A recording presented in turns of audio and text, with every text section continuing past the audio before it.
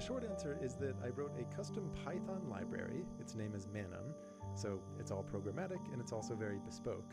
And what I wanted to do with this video is offer kind of a behind the scenes to show you, one, what Manum is for those who don't know, and even for those who do know, to show a little bit about how I use it and what the workflow is. Now the way I'm doing this is I sat down with Ben Sparks when I was in the UK a couple months ago. Many of you may recognize him from his many great number file videos. He wanted to know how Manum worked. I knew a number of other people had that same question. So I recorded the conversation. It's kind of a scrappy recording, but we'll make do. And after a simple hello world example, we animate the famous Lorenz attractor, which is very important in the foundations of chaos. It's also just a fun visual to get into. One quick thing I should mention before we dive in is that there are actually two versions of Manum. So the first has a history very intertwined with the history of the channel. The way I started the project, basically when I was finishing my undergrad, was that I wanted this coding project that would somehow let me illustrate mathematical functions better as transformations. Made a super scrappy bit of Python code for that, used it to make the first video on this channel. As I made more videos, the tool improved. As the tool improved, I would make more videos. And that's just continued ever since. Like the most recent video I made, which was about holograms, if I do say so myself, I was pretty proud of the visuals in that, and that would have been dramatically harder to do even 2 or 3 years ago. But over the last month, it was actually kind of a joy to make, just because of a lot of the workflow improvements over the years. I've always posted all of the code that I make for videos. It's openly visible on GitHub, and I also made the tool itself, the underlying tool Manum, open source. But I don't, as a personality type, really have the constitution to manage an open source project. I also don't really have the capacity for it while I'm making videos. So I wasn't the most attentive to issues and pull requests and things like that. But a community of people who wanted it to be a more robust tool for others forked the repo and created a version that is attentive to issues and pull requests and has better testing and better documentation, and it's called the Manum Community version. So it's generally recommended people start with that. But in the meantime, I often do make a bunch of changes or developments to my own. Over the last couple of years, I've made it more interactive, more performant, things like that. The reason I bring this up is that what I'll be demoing with Ben is my own version. But you should be aware that there is this divide, and that if you want the better documented and tested version, it's recommended to go with the community one for that. Without further ado, let's dive into the Hello World example. It's all in Python. Okay, and on the left is a Python, just a text file essentially with... Yeah, so it's Sublime text.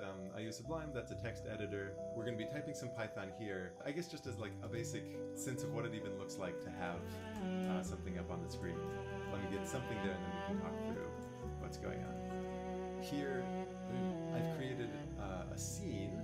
So all of the scenes that I edit together take the form of a class in Python. And then inside a certain method of that called construct, this is where all the code that renders stuff is going to live. There's objects added like a circle, like you just know. We can add like a square in there too. We're also going to add that square. If I run all of that, we have the square. How did you just run that? Was there? Oh yeah, okay. So this is what. I think you just waved the magic wand and it happened, right? But you have a shortcut. It looked like. Okay, so in principle, if over in this little terminal, it's a Python terminal, such that we can call commands on the scene that are relevant. So I might say square.shift to the right, and then that square will shift to the right. And if I call it again, more things will happen. Okay. I could also say, what's 1 plus 2? Just normal Python. Okay, it's a Python just entry box, basically, yeah. Yeah. But it's talking to this. And so while I'm creating a scene, it's nice to have a Python terminal that's talking to the scene itself. And then separately, so what might be nice as a workflow is to say, hey, I've got all this stuff that I'm going to do. Like maybe I want to take square and I'm going to put it to the top edge, right? And so a common thing that you might do is say, take that, copy that, go over to this, paste that, press enter, right? And that immediately tests that line. Exactly, so then it tests that line. But I might want to do that every time. I don't want to do it and copy and paste. So instead I have a shortcut written, and this is tied to some Sublime specific things. In my case, it's Command R is I think the keyboard shortcut I have. It'll copy it and it'll run whatever the text that was copied in there. So you've got a shortcut which runs this code, outputs the visual, immediate check. I just want to jump in with a quick comment here because there's slightly more going on under the hood. Like all things, this is best motivated with an example. So if I pull up a scene from the most recent video on holograms, these can get quite long. So here, this is, the final output was a 4.5-minute MP4 file describing diffraction gratings, and in particular this one was about the double slit. It's really nice to have these long scenes because they share a bunch of context, and as you're coding you can kind of reference that context. But the code for something like that ends up being just a big pile of Python. Lots and lots of code. And it used to be the case I would break this all down into little subroutines, but historically it's proven to be nicest just to have it kind of all in one spot where all your local variables are shared.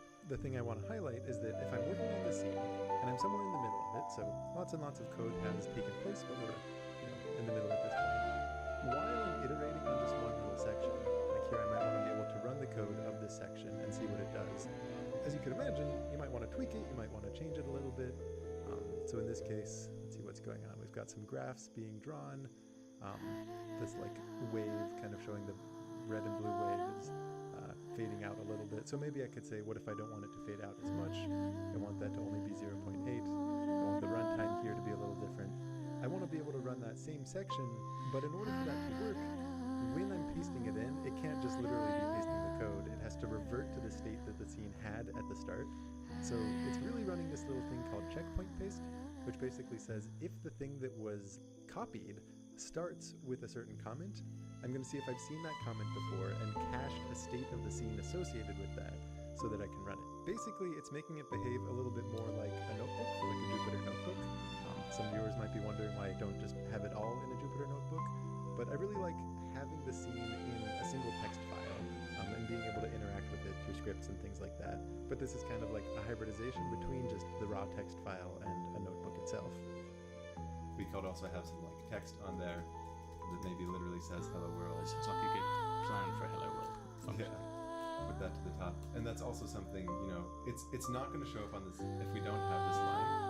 So the adding makes it appear, but and it looks like, so this is me naively thinking, when you make an object, it puts it in the middle, and unless you then do some two edges or some other movements, it moves it around. Most objects default to being in the center. Okay. Instead of adding it, a different thing you could do, anytime you're going to do some kind of animation, there's a method called play, and then instead of throwing in an object, I'll say there's something I want to do to that object. So in this case, maybe I want to write it, so make it look like it's being written. And there's a function baked in here. Yeah.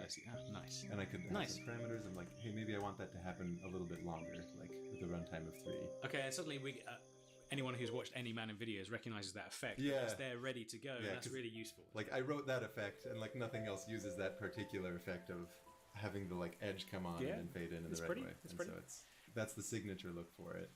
A different philosophy also with Manum was like anything can transform into anything.